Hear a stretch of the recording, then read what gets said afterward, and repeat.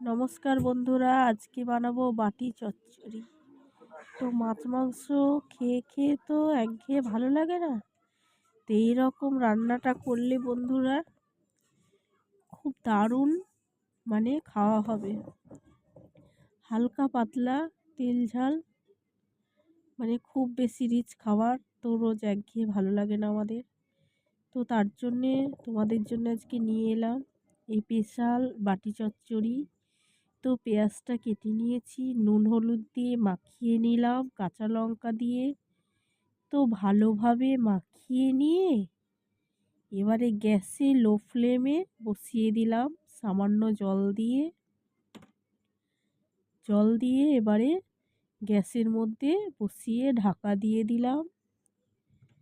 তো ঢাকা দিয়ে খানিকক্ষণ পর এই দুটো ডিম ফাটিয়ে আলুর মধ্যে দিয়ে দেবো।